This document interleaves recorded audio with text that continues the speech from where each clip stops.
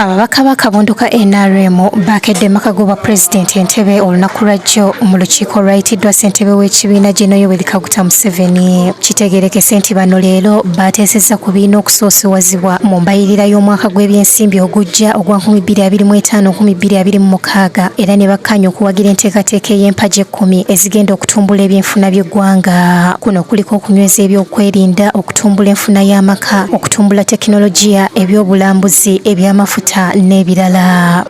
Monetization of the economy through wealth creation initiatives that contribute to lowering the cost of money like PDM, Emyoga, UDB and UDC among others. 4.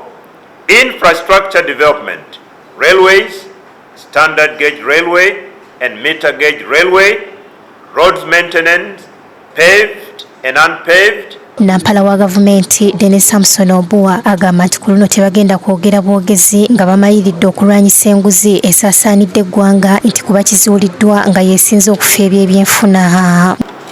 Every Ugandan citizen is duty bound to combat corruption and misuse or wastage of public property.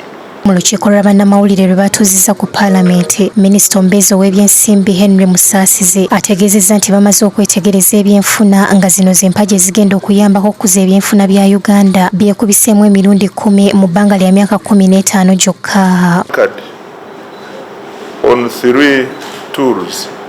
One is the National Development Plan 4. 2 is the NRM Manifesto of 2021-2026, and 3 is the tenfold growth strategy.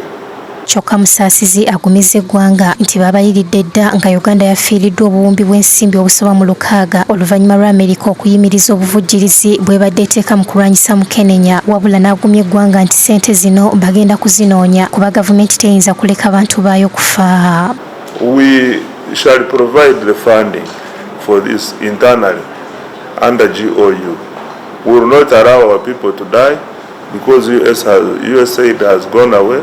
We are in discussions with the Ministry of Health, and by the time we finalize the budget, there will definitely be a provision. Era gavumenti eragidde ssaabalirizi w'ebitabo okukola okunoonyereza okw'enjawulo ku nsimbi abaguza gavumenti ebintu ze babanja. Kino kiddiridde ensimbi ezibanjibwa gavumenti okwetuuma nga kati zisoba mu tiriyoni 7.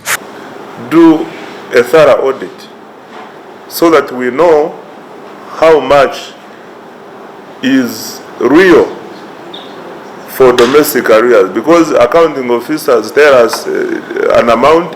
When we verify, sometimes the figure goes up, sometimes the figure goes down. Fred Kajubi yakusakidde eggwire lino ku Bukedde TV.